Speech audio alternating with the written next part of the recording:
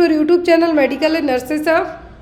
आज की क्लास हमारी बेस्ड ऑन ओबीजी है, लेकिन कुछ क्वेश्चन आपको अदर सब्जेक्ट के भी मिल सकते हैं। मोस्ट इम्पॉर्टेंट थिंग है जो आज की क्लास में हमारी होने वाली है वो है आपकी डीएसएसबी एग्ज़ाम को लेके चर्चा। अपकमिंग टाइम में डीएसएसबी का आपने आई होप नोटिफिकेशन देख लिया होगा, और सब लोगों को यहाँ पर ऐसा नहीं है कि जो क्लासेस डीएसएसबी के लिए चलेंगी वो बीएसएफ या जेआईपीएमआर के लिए हेल्पफुल नहीं होंगी। बिल्कुल हेल्पफुल होंगी, क्योंकि आफ्टर द डीएसएसबी के बाद बीएसएफ जेआईपीएमआर का एग्ज़ाम होने वाला है। जेआईपीएमआर में क्वेश्चन 100 आते हैं, लेकिन 400 नंबर के आएंगे। डीएसएसबी में 200 क्वेश्चन आते हैं। तो जो मैंने कल आपको एक पैटर्न बताया था डीएसएसबी का कि किस तरीके से पेपर है जो आपको आता है, तो जो भी लोग यहाँ पे क्लास देख रहे हैं, आज की क्लास में ओबीजी बेस्ड आपको क्वेश्चन मोस्टली मिलने वाले हैं। आपका जो सिलेबस है डीएसएसबी का, उन्होंने पूरा आईएनसी का सिलेबस उठा के जो नर्सिंग का 4 साल का सिलेबस है वो पूरा है जो दे दिया कि इसमें से आपको कुछ भी आ सकता है। तो अब आपका जो नर्सिंग वाला पोर्शन है वो तो कवर करवाया ही जाएगा। 11 तारीख तक कंटिन्यूस आपको डीएसएसबी बेस्ड क्लासेस तो रहेंगी ही, साथ ही साथ आपका जिनका भी अपकमिंग टाइम में कोई सा भी आप एग्ज़ाम देते हैं, तो जो ऑफिशियल बुक है मेडिकल एंड नर्सेस हब की बुक है जो आ गई है, वो आप डायरेक्ट फ्लिपकार्ट से ऑर्डर कर सकते हैं। फ्लिपकार्ट मैंने आपको सजेस्ट इसलिए किया, डायरेक्ट भी आप ऑर्डर कर सकते हैं। इवन आपको प्राइस कम ही लगेगी डायरेक्ट ऑर्डर करने में, बट जो डिलीवरी है उसमें थोड़ा सा डिले हो रहा है। अलग अलग जगह बाढ़ें आई हैं बारिश के कारण, लेकिन फ्लिपकार्ट वाले 5 से 6 दिन में आपकी डिलीवरी करवा रहे हैं बुक की, तो आप लोग ऑर्डर कर सकते हैं। और यदि आप डीएसएसबी के लिए पेपर्स या स्टडी मटेरियल लेना चाहते हैं तो वो सब भी अवेलेबल है, तो आप वो भी यहाँ पे ले सकते हैं। कोई भी डाउट वगैरह रह जाए बुक को लेके या किसी और चीज़ को लेके, तो आप बेझिझक कुछ भी मुझे व्हाट्सएप पे मैसेज करके पूछ सकते हैं। आज की क्लास है जो हमारी गायनिक बेस्ड तो है ही, लेकिन यदि जो लोग अपकमिंग टाइम में एग्ज़ाम दे रहे हैं तो उनके लिए एक बहुत ही अच्छी खुशखबरी है। खुशखबरी ये है कि डीएसएसबी का जब 12 तारीख से पेपर होना है, आई थिंक 12 अगस्त से पेपर आपका 6 सितंबर तक है नर्सिंग वालों का। टोटल मिला के 22 शिफ्ट में पेपर होना है। कल ही मैंने काउंटिंग किया है, 22 शिफ्ट में पेपर होना है। ऐसा ही 2019 में हुआ था। तो जो भी लोग डीएसएसबी के पेपर्स लेना चाहते हैं विथ सॉल्व आंसर के, 2013 से लेके 2019 तक ही पेपर हुआ है अभी, तो वो सभी पेपर्स आपको एक ही पीडीएफ फॉर्मेट में अवेलेबल है। आपको पहले उनका चार्ज 150 था, बट मेरी तरफ से डिस्काउंटेड प्राइस 75 रुपीज़ ओनली है, जो आप डायरेक्ट व्हाट्सएप पे मेरे मैसेज करके है जो ले सकते हैं। बुक का प्राइस आपको, यदि आप फ्लिपकार्ट के थ्रू लेते हैं तो बुक का प्राइस आपको फ्लिपकार्ट पर अपडेट कर दिया गया है। और यदि आप डायरेक्ट लेते हैं, डायरेक्ट का मतलब है कि आप डायरेक्ट व्हाट्सएप के थ्रू बुक ऑर्डर करवाते हैं, तो आपको बुक है जो 699 की जगह 650 रुपीज़ में मिलेगी विदाउट डिलीवरी चार्ज के, एज यू विश। तो बुक आप ऑर्डर कीजिए, क्योंकि अभी लिमिटेड प्रिंट ही मैंने करवाए थे। जैसा आप लोगों का रिस्पॉन्ड रहेगा उस बेस पर। फर्स्ट क्वेश्चन है यहाँ पर,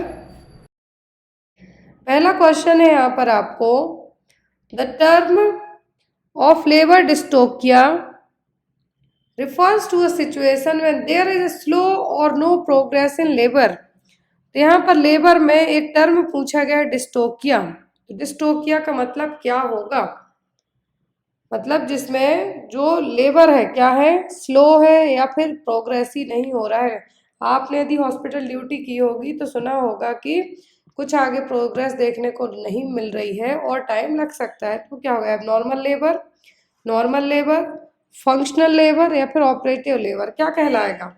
डिस मतलब जो वर्ड जुड़ा है डिस का मतलब होता है कुछ ना कुछ गलत है, अब नॉर्मल है। टोकिया का मतलब है यहाँ पे लेबर। तो नॉर्मल लेबर का मतलब यदि हम बात करें होता है यूटोकिया। क्या होगा? यूटोकिया। एबनॉर्मल का मतलब होता है डिस्टोकिया। तो यहाँ पर जो नॉर्मल और एबनॉर्मल की बात की गई है, तो यहाँ पे कहा है कि डिस्टोकिया एक एबनॉर्मल लेबर है जिसमें जो सिचुएशन डेवलप होगी कि जो लेबर की जो प्रोग्रेस होनी चाहिए, प्रोग्रेस का मतलब सर्वाइकल डायलेटेशन होना चाहिए, बेबी का एक्सपल्सन होना चाहिए, मतलब आगे को सर्विक्स डायलेट होगी तभी जाके आगे की प्रोग्रेस होगी। तो वो चीज़ें बहुत ज़्यादा स्लो है या फिर आगे प्रोग्रेस हो ही नहीं रही है, वो कहलाता है क्या? डिस्टोकिया। क्या कहलाएगा? डिस्टोकिया। EU वर्ड कहीं पर भी कभी जुड़ जाए मतलब क्या है, नॉर्मल चीज़ है। EU खासकर जो आपने एनाटॉमी फिजियोलॉजी या फिर कुछ साइंस सिम्टम पढ़ते हैं उसमें, तो यू जुड़ जाए मतलब नॉर्मल है। यूटोकिया मतलब नॉर्मल लेबर, डिस्टोकिया मतलब एबनॉर्मल लेबर। अब इसके जो एडवांटेज डिसएडवांटेज दोनों हो सकते हैं। डिसएडवांटेज तो ये होगा कि मान लीजिए सर्विक्स स्लोली डायलेट हो रही है। सर्विक्स के स्लो डायलेट होने के कारण जो बच्चा, जो गर्भ में जो बच्चा है, फीटस है, उसकी भी कभी कभी क्या हो सकती है, जो बच्चे को दम घुटने के कारण उसकी डेथ भी हो सकती है। मान लीजिए सर्विक्स बहुत स्लो डायलेट हो रही है, एमनियोटिक फ्लूइड पूरा लीक हो जाए तो भी बच्चे की जान जा सकती है, माँ को भी खतरा होगा। तो ये सब क्या है, एबनॉर्मल लेबर के कारण होने वाले कॉन्सिक्वेंस और प्रॉब्लम्स। नेक्स्ट वन है यहाँ पर, in India which one is the following is the first referral unit. तो भारत में जो पहली फर्स्ट रेफरल यूनिट है वो कौन सी है? Sub centre, primary health centre, community health centre या regional hospitals. First referral unit पूछी है, पहली रेफरल यूनिट होती है क्या? CHC। जो यहाँ पर इनिशियल स्टार्टिंग होती है हॉस्पिटल्स की वो होती है सब सेंटर से। किससे? सब सेंटर, फिर प्राइमरी हेल्थ सेंटर, फिर कम्युनिटी हेल्थ सेंटर। तो फर्स्ट रेफरल मतलब क्या है यहाँ पर? Community health centre. जो कि जनता के हिसाब से हम बात करें कि कितना जनता में एक रहेगा, तो एक सब सेंटर होता है, प्लेन एरिया 5000 जनता है और दी हिली ट्राइबल है तो 3000।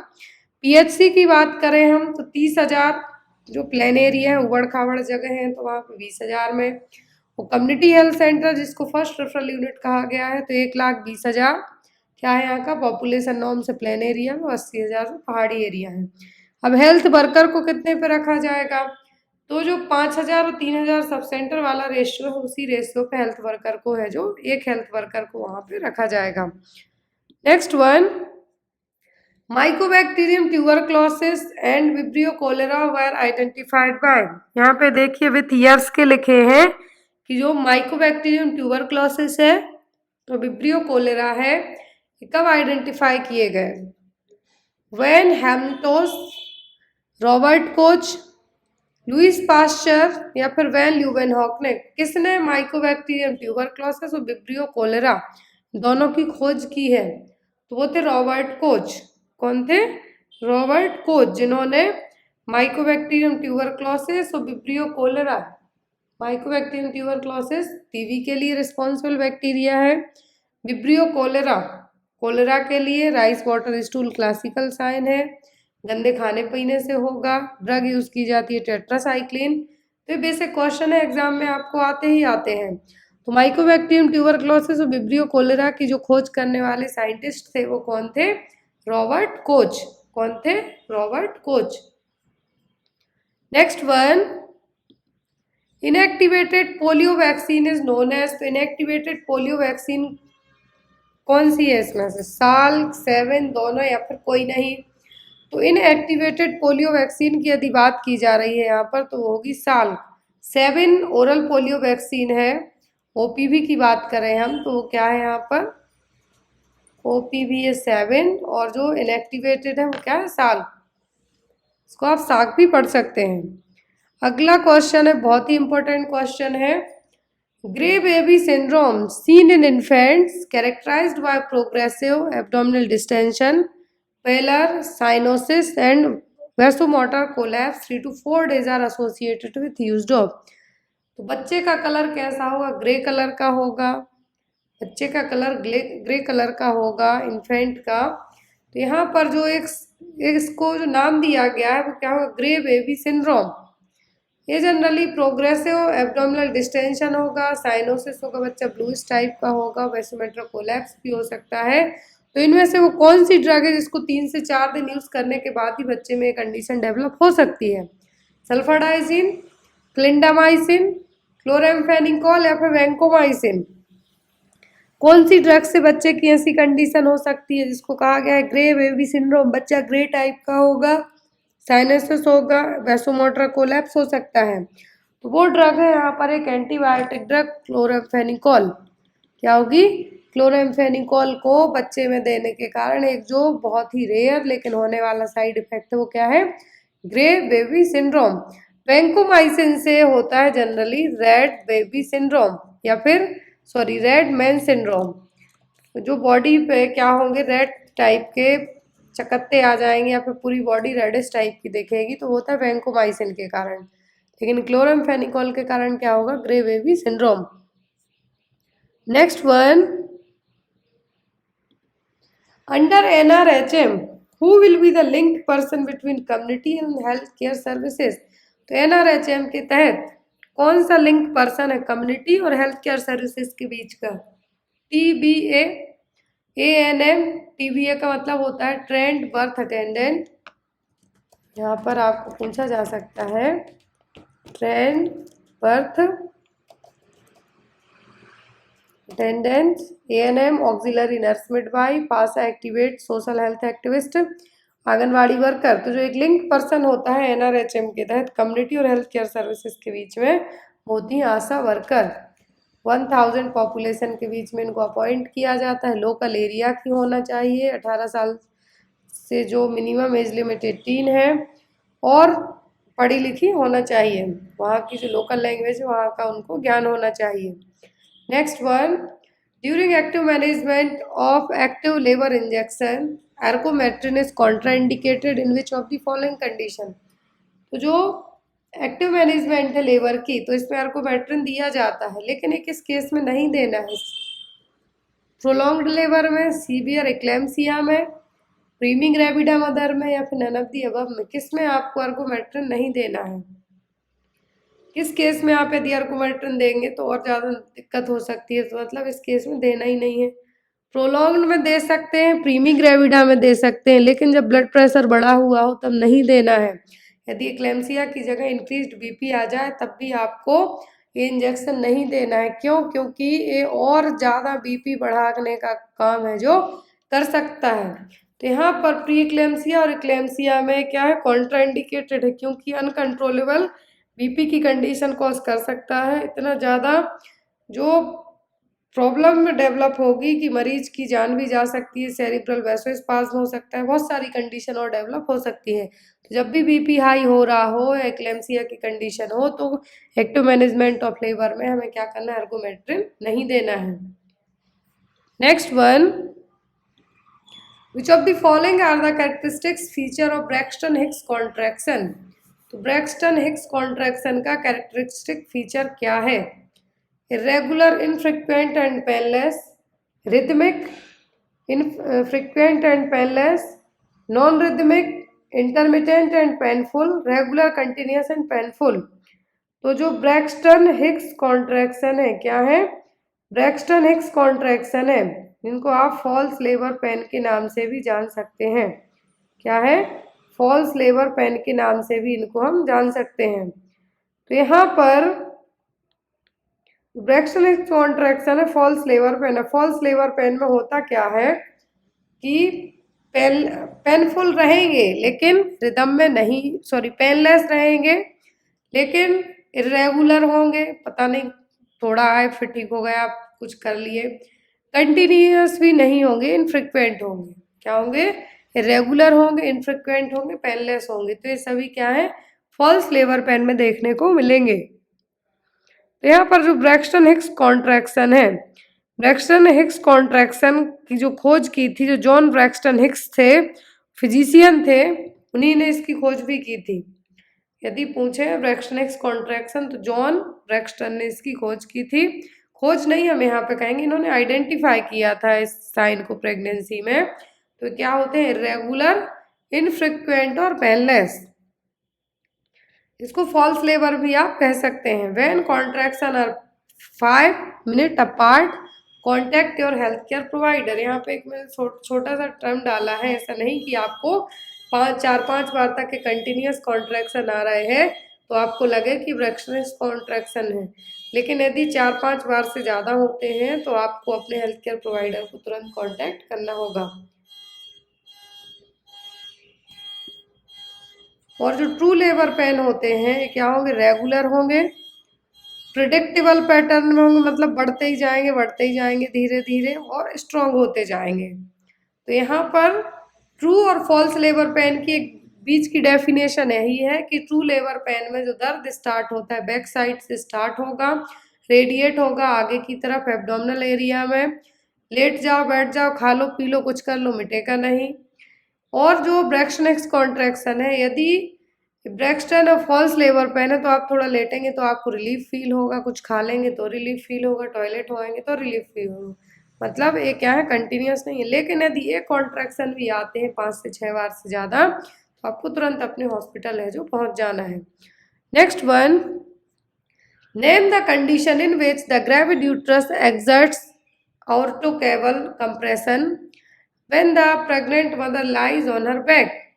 तो जब भी आप क्या करते हैं, सीधा स्ट्रेट लेट जाएंगे अपने बैक के बल। जो प्रेग्नेंट लेडीज हैं स्ट्रेट लेटेंगी बैक के बल, बैक साइड पूरा स्ट्रेट लेट जाएंगी, तो जो उनके यूट्रस से क्या है, ग्रेविड यूट्रस में एक्सर्शन होगा तो वो क्या कहलाएगा, supine hypotension syndrome, foetal compression syndrome, superior vena cava syndrome, left atrial compression.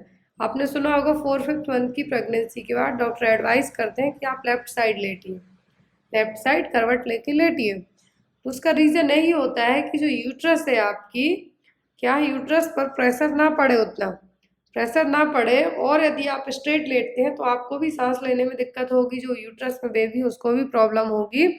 इसीलिए, और जो यूट्रस में जो फीटल है उसके जो बॉडी पार्ट्स है वो भी कंप्रेस नहीं होंगे यदि आप स्ट्रेट लेटेंगे, सॉरी लेफ्ट साइड लेटेंगे, इसीलिए तो आपको भी रिलीफ फील होगा, सांस लेने में भी दिक्कत नहीं होगी। तो ग्रेविड यूट्रस में एक्सर्शन होगा यदि आप स्ट्रेट लेटते हैं ऑन हर बैक, तो वो कहलाता है सुपाइन हाइपोटेंशन सिंड्रोम। क्या होगा, supine hypotension syndrome. Next one, causes amenorrhoea and anovulation is. Option में है आपको increase prolactin level, LH surge, increase GnRH reaction, hyperoestrogenic state. क्या कारण है, क्वेश्चन देखिए पहले, कौन सी मैकेनिज्म होगी, क्या होगा ऐसा हमारी बॉडी में, ह्यूमन बॉडी में, कि जो नर्सिंग मदर है, मतलब जो मदर अपने बच्चों को फीड कराती हैं, उसके कारण एमनोरिया मतलब पीरियड्स आना स्टॉप हो जाते हैं। आफ्टर डिलीवरी के बाद जो लोचिया डिक्रीज होगा, डिस्चार्ज होगा, आफ्टर उसके मे बी 2-3 वीक के बाद पीरियड्स नहीं आते हैं, किसी में 6 मंथ तक नहीं आते हैं, जो एक्सक्लूसिव ब्रेस्ट फीडिंग मदर है, मतलब ओनली अपने बच्चे को ब्रेस्ट फीड कराती हैं। और इन ओव्यूलेशन पीरियड्स नहीं आएंगे, ओव्यूलेशन नहीं होगा, एग रिलीज नहीं होगा। तो इसके पीछे क्या मैकेनिज्म है, प्रोलैक्टिन लेवल का बढ़ना, LH सर्ज, या फिर GnRH सीक्रेशन का बढ़ना, या फिर हाइपोएस्ट्रोजेनिक स्टेट। किस रीजन से लैक्टेटिंग जो मदर है, लैक्टेशन मदर है, उनमें पीरियड्स नहीं आएंगे और एन ओव्यूलेशन भी हो सकता है। तो उसका मेन रीजन होता है प्रोलैक्टिन लेवल का बढ़ना। क्योंकि जब भी बच्चे फीड करते हैं, क्या करते हैं, फीड करते हैं, तो प्रोलैक्टिन क्या करता है, प्रोड्यूस करता है, किसको, मिल्क को, ह्यूमन मिल्क को प्रोड्यूस करेगा। उस लेवल बढ़ने के कारण इन्वोल्यूशन, एमनोरिया तो होगा, साथ में इन्वोल्यूशन भी होगा। तो यहाँ पे देखिए एक थ्योरी है, तो elevated prolactin level and reduction of gonadotropin releasing hormone, यहाँ पे देखिए इंक्रीज कहा था, इंक्रीज GnRH हार्मोन इंक्रीज नहीं होगा, क्या होता है, डिक्रीज होगा GnRH हार्मोन, जो गोनाडोट्रोपिन रिलीजिंग हार्मोन है। हाइपोथैलेमस में लैक्टेशन प्रोसेस के कारण क्या करेगा, जो ओव्यूलेशन है, क्या है, ओव्यूलेशन है, उसको सप्रेस करने का काम करेगा। और यही चीज ल्यूटिनाइजिंग हार्मोन को क्या करेगी, रिड्यूस करेगी, और फॉलिकुलर मैच्योरेशन को क्या करेगी, इनहिबिट करेगी। फॉलिकल मैच्योरेशन होगा तभी ओवर रिलीज होगा। तो इसीलिए आफ्टर प्रेगनेंसी के बाद जो मदर्स कंप्लीटली ब्रेस्ट फीड कराती हैं अपने बच्चे को, उनमें पीरियड्स आने के चांसेस भी कम रहते हैं और ओव्यूलेशन भी कंटिन्यू नहीं रहेगा। तो यहाँ पर आपको ये चीज़ याद रखना है। और एक और क्वेश्चन आपको बनता है कि कुछ जो 98% तक, 98% टू 98% तक लैक्टेटिंग मदर्स होती हैं, उनमें जो एक मेथड पूछी जाए नेचुरल कॉन्ट्रासेप्टिव मेथड, तो वो होती है लैक्टेशनल एमनोरिया मेथड, मतलब पीरियड्स ही नहीं आएंगे, बच्चे को फीड कराएंगे तब। अगला क्वेश्चन है यहाँ पर आपको, which of the following is an indicator of fetal lung maturity. ये क्वेश्चन फीटल लंग मैच्योरिटी को लेके बहुत आता है। फीटल लंग मैच्योरिटी का मतलब होता है कि बच्चे हैं जो न्यूबॉर्न बेबीज हैं, समय से पहले यदि पैदा हो जाते हैं तो सर्फेक्टेंट हैं वो नहीं बन पाते हैं और उसके कारण उनको रेस्पिरेटरी प्रॉब्लम्स का जो फेस करनी पड़ेंगी। तो यहाँ पर जो फीटल लंग मैच्योरिटी के लिए एक इंडिकेटर है हर एक चीज़ के लिए, जैसे आपको किसी पर्टिकुलर एरिया की बायोप्सी कराएंगे तो वहाँ की कैंसर सेल्स के लिए कुछ इंडिकेटर रहेंगे, एंटीजन रहेंगे, वैसे ही एक इंडिकेटर है फीटल लंग मैच्योरिटी के लिए। वो क्या कहलाता है? LS ratio, SD ratio, palpability index या फिर रेसिस्टेंस इंडेक्स। क्या होगा? इसको फीटल लंग मैच्योरिटी के लिए एज ए इंडिकेटर के तौर पे यूज किया जाता है। तो वो होगा यहाँ पर LS रेशियो, लेसिथिन स्पिंगोमाइलिन रेशियो, जो कि यहाँ पर पता कैसे चलेगा? तो एमनियोटिक फ्लूइड का सैंपल कलेक्ट किया जाएगा और LS रेशियो निकाला जाएगा कि यदि LS रेशियो 2.0 to 2.5 आता है, लेसिथिन स्पिंगोमाइलिन रेशियो 2 से लेके 2.5 तक आता है, मतलब फीटल लंग है जो मैच्योर हो चुके हैं, डेवलप हो चुके हैं। यदि 2 से कम आता है मतलब फीटल लंग क्या है? डेवलप नहीं हो पाए, इमेच्योर है।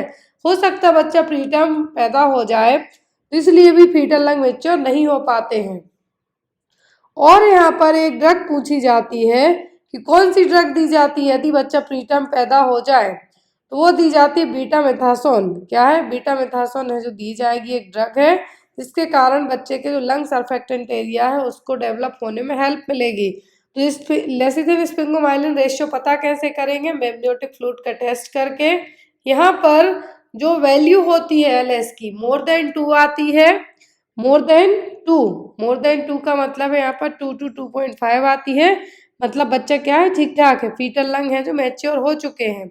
लेकिन यहाँ पर बिलो टू आई मतलब बच्चे को रेस्पिरेटरी डिस्ट्रेस होने के चांसेस है, IDS डेवलप होने के चांसेस है।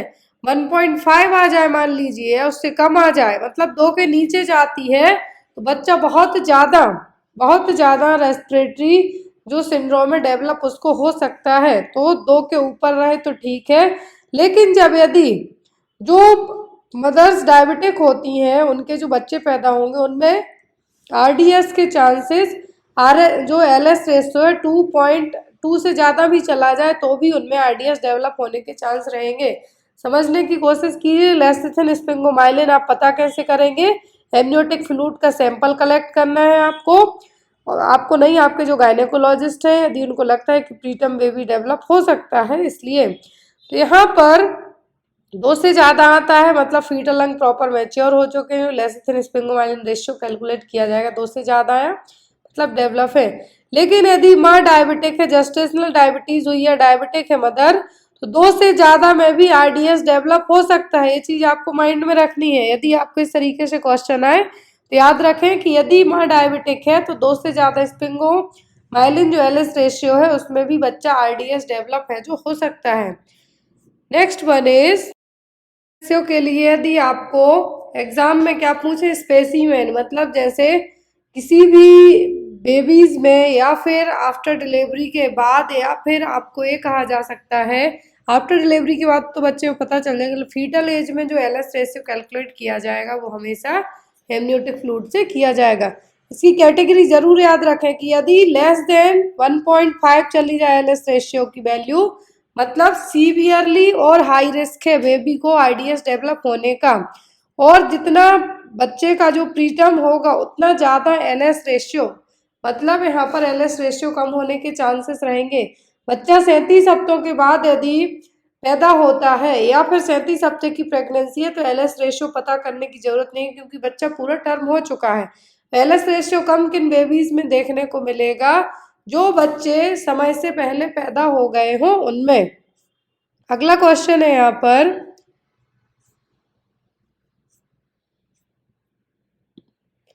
when uterine contraction occurring after 20 week of gestation and before 37 completed week of gestation it is known as। तो यहाँ पर 20 हफ्ते के बाद की प्रेगनेंसी है और 37 हफ्ते के पहले के जो जेस्टेशनल पीरियड में यदि कॉन्ट्रैक्शन आना स्टार्ट हो जाए तो वो क्या कहलाएगा? Preterm labour, precipitate labour, post term pregnancy या फिर नन ऑफ दी अब क्या कहला गए थी, 20 हफ्ते के बाद और 37 के पहले। 37 के बाद होगा तो वो टर्म में नहीं आएगा।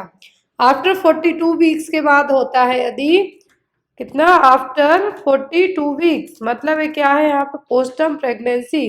प्रेसिपिटेट का मतलब होता है कि बहुत फास्ट लेबर, फास्ट लेबर का मतलब है कि लेस देन 2 आवर्स में फर्स्ट एंड जो सेकंड स्टेज है क्या हो जाए, कंप्लीट हो जाए।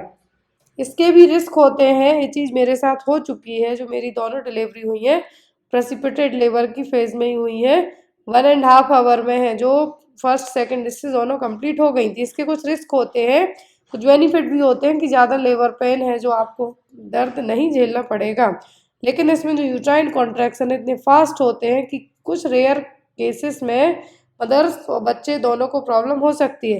प्री मतलब पहले, टर्म मतलब कि जो टर्म 37 वीक का उसके पहले। तो यहाँ पर बिफोर 37 वीक्स क्या है, बिफोर 37 वीक्स जो लेबर पहना है वो।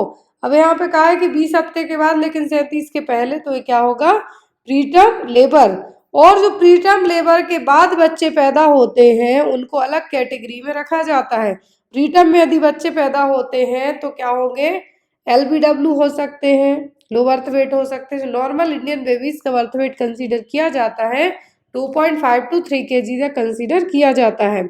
अब यहाँ पर एक क्लासिफिकेशन दिया गया है प्रीटर्म बर्थ को लेके, तो इसमें टर्म के लिए क्या कहा गया है, 39 से 40 वीक्स के बीच में हो जाए तो वो टर्म कहलाते हैं। यहाँ पे 37 वीक के बाद ही माने जाते हैं। अर्ली टर्म मतलब 37 से 39 हफ्ते की। लेट प्रीटर्म मतलब 34 हफ्ते से ज़्यादा हो गए लेकिन 37 हफ्ते से कम है और बच्चा पैदा हो जाए तो वो कहलाएंगे late preterm birth, preterm late birth.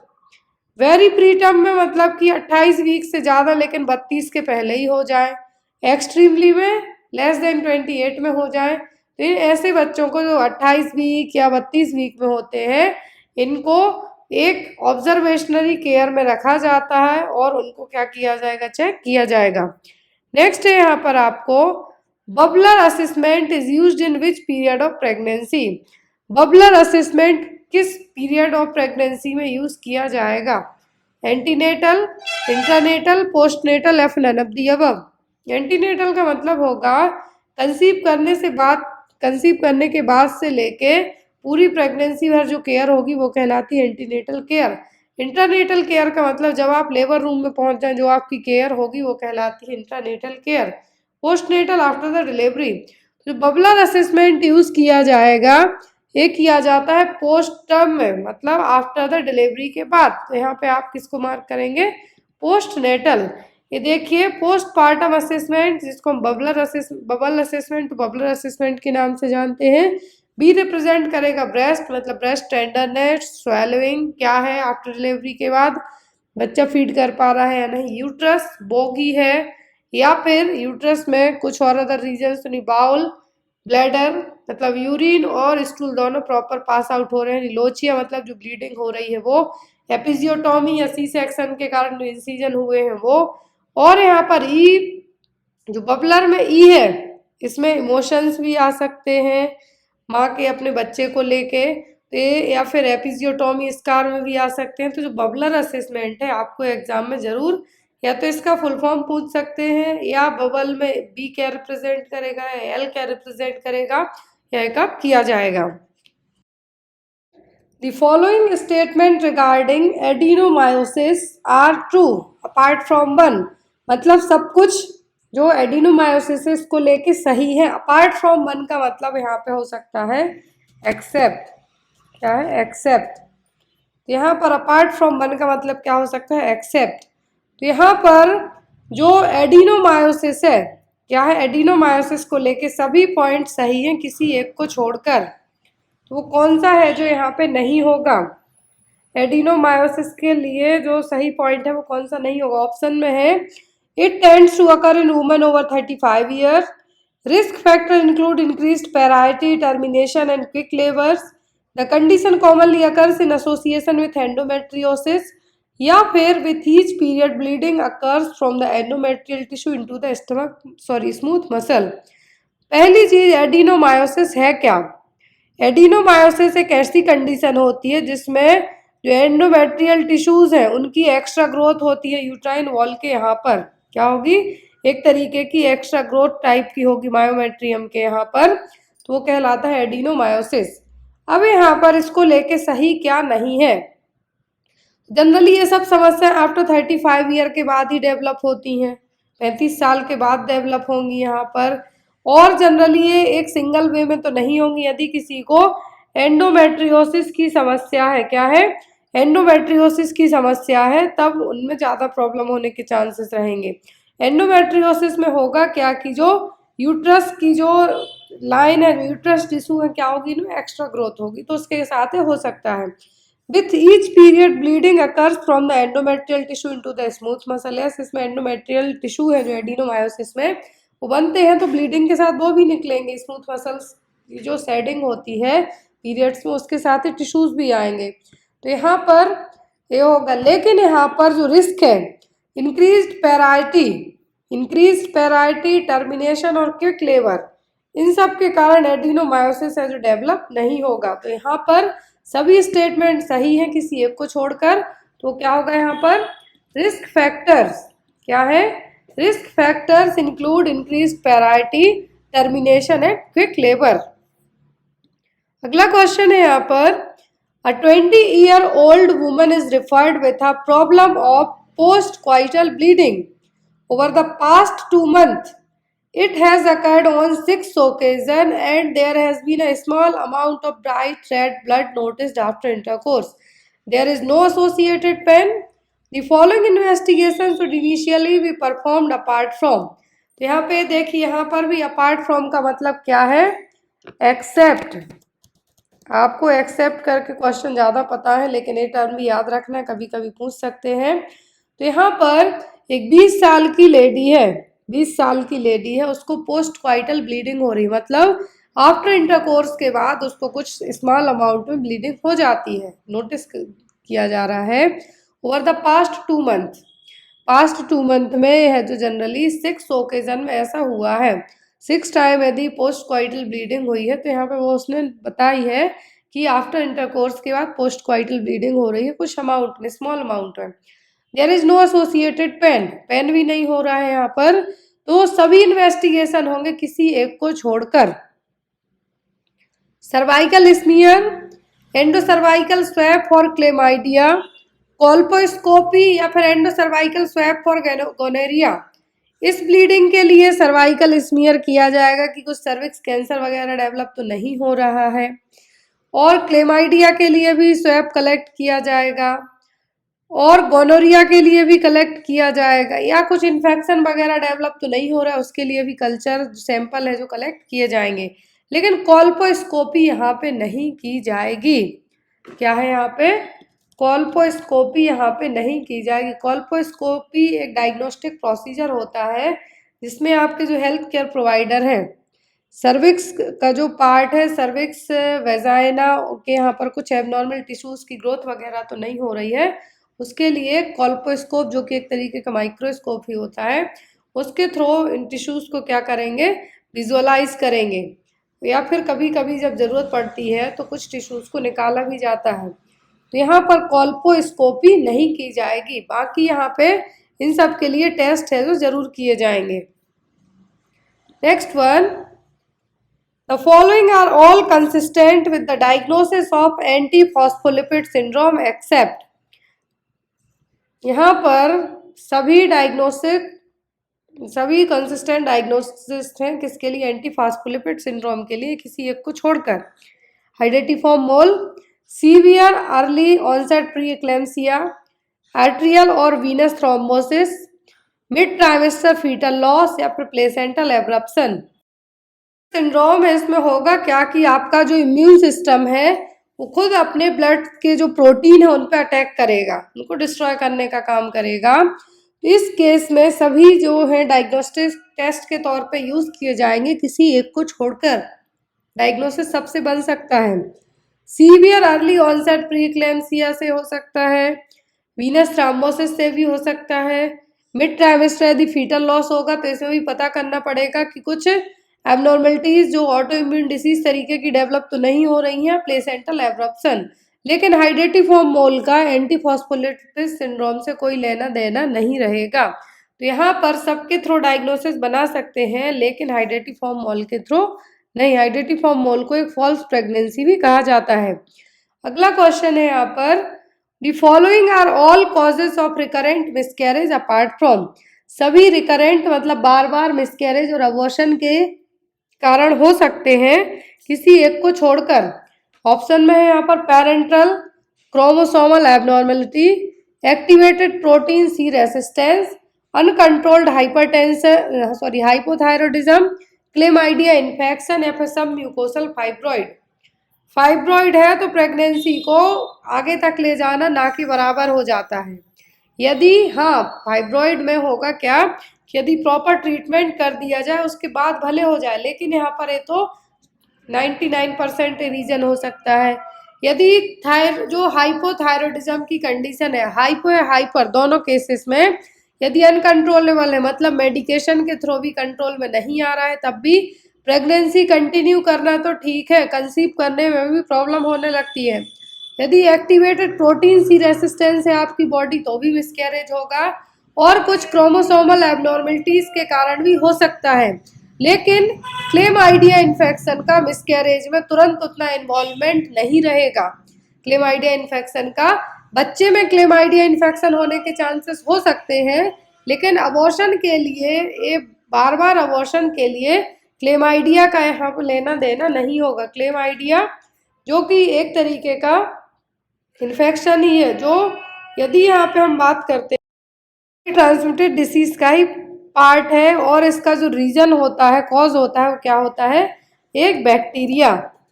क्या है यहाँ पर, बैक्टीरिया इसका क्या है, कॉजेटिव एजेंट होता है। क्लेमाइडिया ट्रोकोमैटिस, क्या है, क्लेमाइडिया ट्रोकोमैटिस, इसके लिए बैक्टीरिया रिस्पॉन्सिबल होता है। लेकिन इसके कारण बार बार मिसकैरेज है जो नहीं हो सकता है अपार्ट फ्रॉम दैट, मतलब कि यहाँ पर बार बार मिसकैरेज के लिए सभी रिस्पॉन्सिबल है किसी एक को छोड़कर, तो वो क्या होगा यहाँ पर, chlamydia infection. Next one, which of the following statement concerning the anterior pituitary is true. तो एंटीरियर पिट्यूटरी ग्लैंड को लेके सभी चीजें सही हैं कि यहाँ पर कौन सा स्टेटमेंट सही है एंटीरियर पिट्यूटरी ग्लैंड को लेके। ऑप्शन में है यहाँ पर, it develops in the embryo from a down growth of the hypothalamus, it secretes antidiuretic hormone, it is regulated by hypothalamic releasing hormone, या फिर it secretes its hormone into the pituitary portal system. Pituitary portal system में जो hormone release होते हैं वो posterior के हैं, anterior के यहाँ पे नहीं है। एंटीरियर जो हार्मोन रिलीज करेगी, जो एंटीरियर और पोस्टीरियर दो पिट्यूटरी ग्लैंड के जो पार्ट होते हैं, पिट्यूटरी ग्लैंड को मास्टर ग्लैंड भी कहा जाता है इसीलिए, क्योंकि बहुत सारे हार्मोन्स को रिलीज करेगी। तो एंटीरियर के आपको अलग नाम याद रखने हैं, और जो हाइपोथैलेमस वाला जो कंट्रोलिंग पूछा गया है, हाइपोथैलेमिक जो रेगुलेशन होगा, जो एंटीरियर पिट्यूटरी हार्मोन रिलीज करेगी वो हाइपोथैलेमिक रिलीजिंग हार्मोन के थ्रू ही इनका कंट्रोल होगा। तो यहाँ पर आपका आंसर क्या होगा कि जो एंटीरियर और पोस्टीरियर पिट्यूटरी ग्लैंड ने, एंटीरियर और पोस्टीरियर पिट्यूटरी ग्लैंड ने जो हार्मोन रिलीज किए हैं, तो यहाँ पर जो एंटीरियर ग्लैंड हार्मोन रिलीज करती है, एंटीरियर जो हार्मोन रिलीज करेगी उनको हाइपोथैलेमिक रिलीजिंग हार्मोन के थ्रू कंट्रोल किया जाएगा। तो यहाँ पे आपका आंसर क्या होगा, यहाँ पे आप भी अपने आंसर जो मार्क कर सकते हैं। तो एंटीरियर पिट्यूटरी ग्लैंड के हार्मोन कौन से होते हैं, LH, यहाँ पे मैं आपको एक लिस्ट ऐड करती हूँ जिससे आपको इजीली, पिट्यूटरी ग्लैंड के जो हार्मोन है एंटीरियर और पोस्टीरियर पिट्यूटरी ग्लैंड के, तो जो एंटीरियर पिट्यूटरी ग्लैंड होती है इसके जो हार्मोन होंगे उनके लिए जो हाइपोथैलेमिक रिलीजिंग हार्मोन होंगे वो आगे इनिशिएट करेंगे काम करने में। जैसे एंटीरियर पिट्यूटरी ग्लैंड के हार्मोन होगा luteinizing hormone, follicle stimulating hormone, TSH, PRL मतलब कि प्रोलैक्टिन, GH ग्रोथ हार्मोन और ACTH। अब यहाँ पर इन हार्मोन को रिलीज करने के लिए जो हाइपोथैलेमिक रिलीजिंग हार्मोन होंगे वो हेल्प करते हैं। जो GnRH है वो ल्यूटिनाइजिंग हार्मोन को हेल्प करेगा। ल्यूटिनाइजिंग हार्मोन रिप्रोडक्टिव सिस्टम में एक बहुत ही इंपॉर्टेंट रोल प्ले करेगा। FSH जो ओवरी में एग बनते हैं उनके लिए FSH हेल्पफुल है, तो एक रिप्रोडक्टिव सिस्टम के लिए, और इसके लिए भी GnRH है जो हेल्प करेगा। अब जो थायराइड स्टिमुलेटिंग हार्मोन है इसके लिए TRH है, जो रिलीजिंग हार्मोन है वो थायराइड ग्लैंड पे काम करेगा, जो कि जो T3 T4 होते हैं उनको रिलीज करवाने में हेल्प करेगा।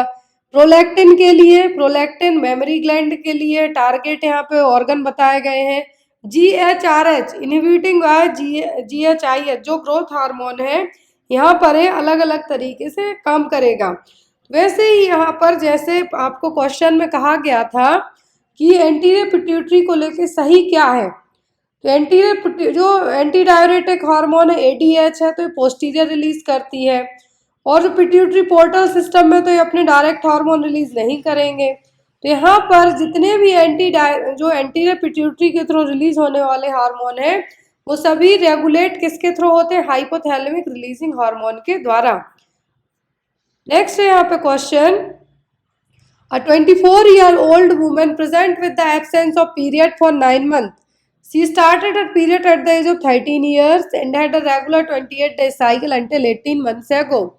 The periods then become irregular, occurring every 2 to 3 months until they stopped completely. The following are all included in the differential diagnosis of secondary amenorrhea apart from, मतलब किसी एक को छोड़ के आपको बताना है, किसी एक को छोड़ के बाकी सभी सेकेंडरी एमनोरिया के लिए रिस्पॉन्सिबल हैं।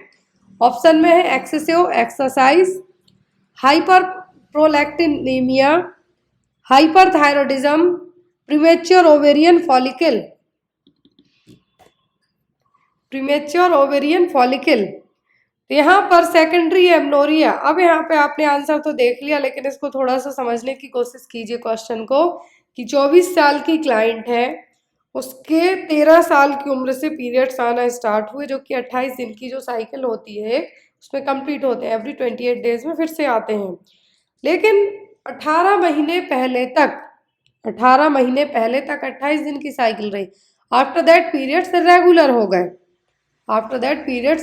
हो गए, कभी 2 महीने में आए, कभी 3 में आए, देन आफ्टर अब ये स्टॉप ही है। तो यहाँ पर सब रीजन है सेकेंडरी एमनोरिया के किसी एक को छोड़कर। सेकेंडरी एमनोरिया का मतलब होता है कि पहले तो आए हैं पीरियड्स, पहले आए हैं, आफ्टर दैट नहीं आए, वो रीजन क्या कहलाता है, सेकेंडरी एमनोरिया। यदि पीरियड्स एक बार आए फिर नहीं आ रहे हैं, गैप लगा के आ रहे हैं, तो होगा सेकेंडरी एमनोरिया। अब इसके रीजंस क्या हो सकते हैं, सेकेंडरी में तो ज़्यादा एक्सरसाइज भी हो सकता है इसका रीज़न। बहुत ज़्यादा एक्सरसाइज करने से कभी कभी स्टॉप हो जाते हैं, कभी कभी बार बार भी आते हैं।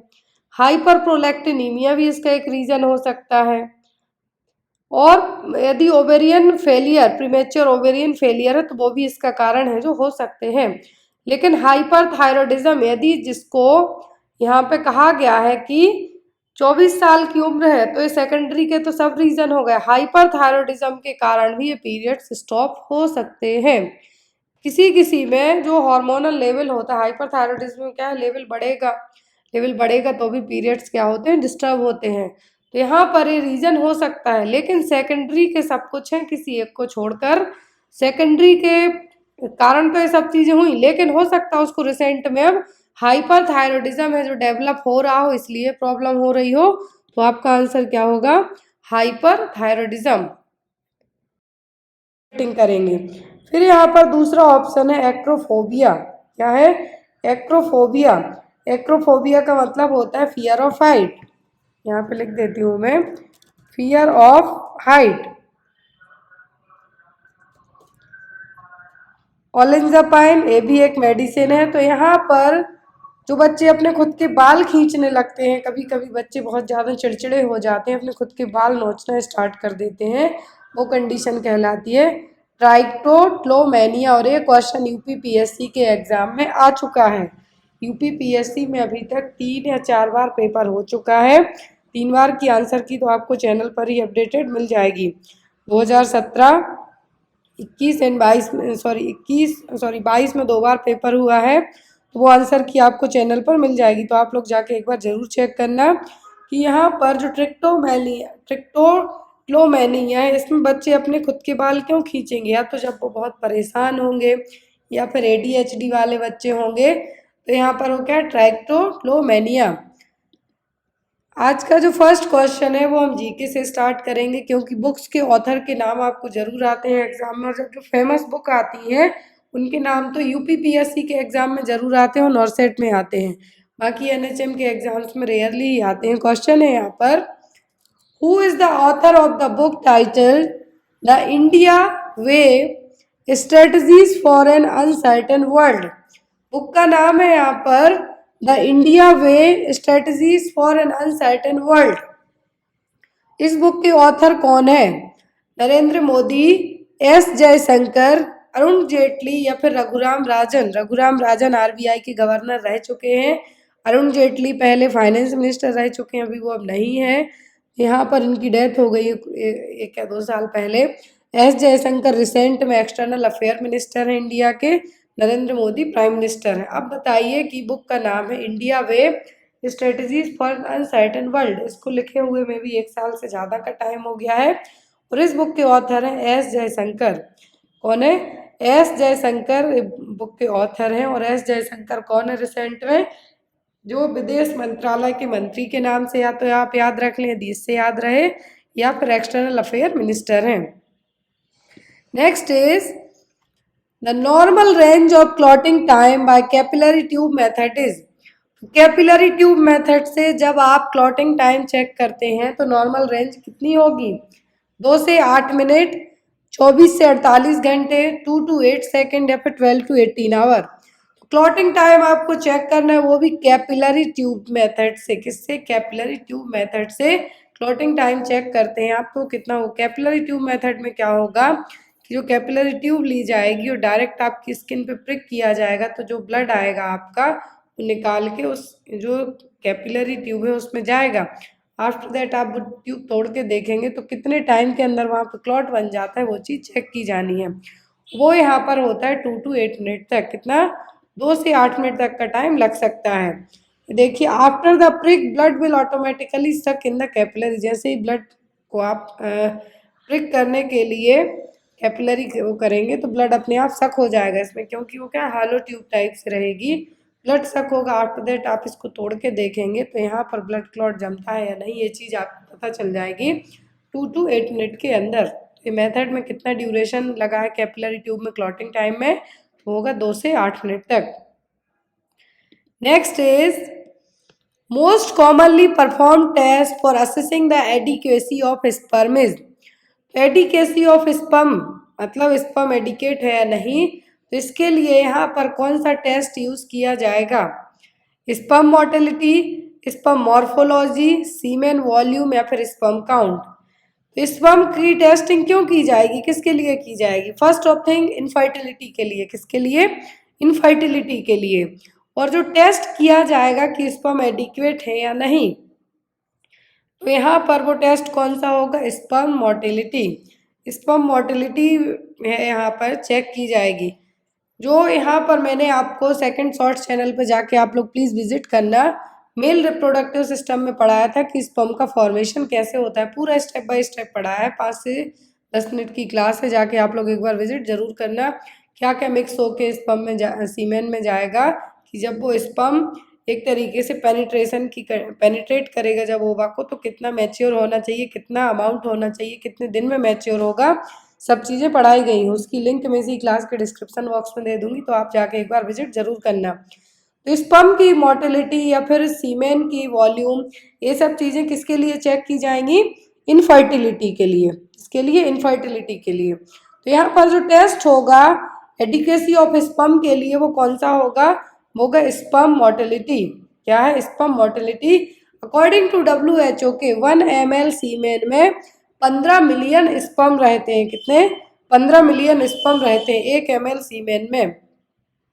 अब यहाँ पर जो 15 मिलियन स्पर्म है, इनमें से एक स्पर्म ही पेनिट्रेट कर पाता है ओवा को, बाकी सभी कुछ कुछ तो स्टार्टिंग टाइम में ही उनकी डेथ हो जाती है, कुछ कुछ पहुंच पाते हैं, लेकिन ओवा के चारों तरफ एक जो और कवरिंग लेयर होती है वो उसमें भी ऐसे एंजाइम रिलीज करती है कि पेनिट्रेशन नहीं हो पाता। जो सबसे मजबूत स्पर्म होगा वही पेनिट्रेट कर पाएगा। तो यहाँ पर WHO के अकॉर्डिंग 1 ml सीमेन में कितने स्पर्म होंगे? 15 मिलियन स्पर्म। अब हम यहाँ पे ये चीज़ भी देखेंगे कि यदि सीमेन में स्पर्म कम है तो क्या प्रॉब्लम होगी, क्या टर्म यूज किए जाएंगे, एजोस्पर्मिया होगा, ओलिगोस्पर्मिया होगा, ये सब चीज़ें भी इसी क्वेश्चन में हम ऐड करेंगे और आपको easily. Autoclave is use for, autoclave किसके लिए यूज किया जाता है? Dry heat sterilisation, moist heat sterilisation, chemical sterilisation या फिर गैसियस स्टरलाइजेशन, किसके लिए ऑटोक्लेव है जो यूज किया जाता है? तो ऑटोक्लेव जो कि सबसे बेस्ट मेथड मानी जाती है स्टरलाइजेशन के लिए, जिसमें बैक्टीरिया वायरस के साथ साथ उनके स्पोर्स भी क्या होते हैं? मर दिए जाते हैं। एक ही मेथड है ओनली, चाहे बॉईल कर लो 100 डिग्री के टेम्परेचर पर, रेडिएशन कर लो, लेकिन स्पोर मारने का काम जो मेथड कर पाती है, one and only single method क्या है? वो ऑटोक्लेविंग। कौन सी है? ऑटोक्लेविंग। तो यहाँ पर ऑटोक्लेविंग मेथड में होगा क्या? ये किस तरीके की? ये होगी मॉइस्ट हीट स्टरलाइजेशन मेथड। कौन सी? Moist heat sterilization method. यहाँ पे देखिए ऑटोक्लेव का यदि प्रेशर पूछा जाए तो होता है 15 PSI। एग्जाम में आता है PPS भी आ सकता है, PSI भी आ सकता है। तो ऑटोक्लेव क्या है? मॉइस्ट हीट स्टरलाइजेशन मेथड पर काम करेगा। मतलब यहाँ पर जो टेम्परेचर यूज़ किया जाता है वो होता है 121 डिग्री सेल्सियस। एग्ज़ाम में आपको कंफ्यूज करने के लिए 250 डिग्री फ़ारेनहीट भी होगा, 120 हो सकता है, या फिर 250 सेल्सियस होगा या 121 सेल्सियस होगा। तो यहाँ पर 250 डिग्री फ़ारेनहीट, 250 डिग्री फ़ारेनहीट और 121 डिग्री सेल्सियस जो चैम्बर का प्रेशर, चैम्बर का टेम्परेचर होगा ऑटोक्लेविंग मशीन में, जो चैम्बर का प्रेशर होता है वो होता है 15 PSI और PPS²। और यदि बात की जाए कि यहाँ पर जो टेम्परेचर की प्रेशर के अलावा तो वो होता है 121 डिग्री सेल्सियस 15 से 20 मिनट तक। अभी डिपेंड करता है कि किस चीज़ को आप स्टरलाइज कर रहे हैं ऑटोक्लेविंग मेथड में। तो मैक्सिमम ड्यूरेशन होता है 60 मिनट, बट इनिशियल होता है 15 से 20 मिनट तक का। और यहाँ पर यदि ऑटोक्लेव से रिलेट करते क्वेश्चन में आपको आ सकता है, या तो इमेज बेस्ड आ सकते हैं, ऑटोक्लेविंग मशीन दी जा सकती हैं। तो हॉस्पिटल में सबसे बेस्ट मेथड होती है स्टरलाइजेशन के लिए, वो कौन सी होती है? Autoclaving method. Next one, which of the following suture material can be autoclaved for sterilisation? तो कौन से सूचर्स मटेरियल हैं ऑटोक्लेव, जो ऑटोक्लेव है, जो स्टरलाइजेशन के लिए ऑटोक्लेविंग की जा सकती है? Silk linen, catgut and polyglactin, PDS and polyester, polyglycolic acid and collagen. तो कौन सा मटेरियल है यहाँ पर जो ऑटोक्लेव्ड किया जाएगा सूचर मटेरियल? तो वो होगा यहाँ पर सिल्क एंड लिनेन। क्या होगा? Silk and linen. Polyester, polyglycolic acid, collagen और कैटगट सूचर्स को ऑटोक्लेविंग मशीन में तो ये क्या हो जाएंगे? धुआं उड़ जाएंगे। तो यहाँ पर किया क्या जाएगा? Silk and linen. कैसे? Soak for a full 10 minute completely immersed in povidone iodine 10% solution, then rinse in sterile saline और वाटर। तो क्या? सिल्क और लिनेन को ऑटोक्लेव करने की एक मेथड है। एथिलीन ऑक्साइड से क्या होगा? गैस स्टरलाइजेशन होगा। मतलब जो इथिलीन ऑक्साइड है यहाँ पर, इथिलीन ऑक्साइड जो कि गैस स्टरलाइजेशन मेथड है। तो जैसे यहाँ पर पूछा है आपसे suture material can be autoclaved for sterilisation, तो वो होगा सिल्क एंड लिनन। क्या होगा? Silk and linen. अब यहाँ पर गैस स्टरलाइजेशन में जो स्टरलाइजिंग और डिसइंफेक्टिंग मेथड्स होती हैं, जैसे बॉइलिंग, एल्कोहल सोकिंग है, जो इन सब के लिए अलाउ नहीं होंगी, बाकी सिल्क और लिनन के लिए हैं। Next one, lateral position is used for the operation on. यदि किसी का कौन सा ऑपरेशन होना है कि लेटरल पोजीशन दी जाएगी, किडनी में दी जाएगी यदि किसी पर्सन की किडनी की रिलेट करती हुई सर्जरी होनी है तब। तो यहाँ पर देखिए लेटरल पोजीशन किसके लिए? थोरैक्स, किडनी, या रेट्रोपेरिटोनियल स्पेस या हिप सर्जरी होनी है तब दी जाएगी। ये डिपेंड करेगा बॉडी की साइड पर कि किस साइड ऑपरेट होना है, लेफ्ट साइड और राइट साइड, लेकिन पोजीशन कौन सी होगी, या तो लेफ्ट लेटरल हो सकती है या राइट लेटरल हो सकती है। तो यहाँ पर यदि किसी पर्सन को लेटरल पोजीशन के पहले सुपाइन पोजीशन देके चेक किया जाता है, ये चीज़ भी याद रखना है आपको। यहाँ पे देखिए ऑप्शन में क्या है, लेटरल पोजीशन बस है, तो यहाँ पे किडनी से रिलेट करते हुई कोई सर्जरी होनी हो, या पेरिटोनियल एरिया की कोई सर्जरी होनी हो, या थॉरेक्स एरिया की सर्जरी होनी हो, तब लेफ्ट या राइट है जो दे सकते हैं। अभी डिपेंड करेगा कि किस साइड होना है, राइट किडनी की होना है कि लेफ्ट की होना है। क्लियर।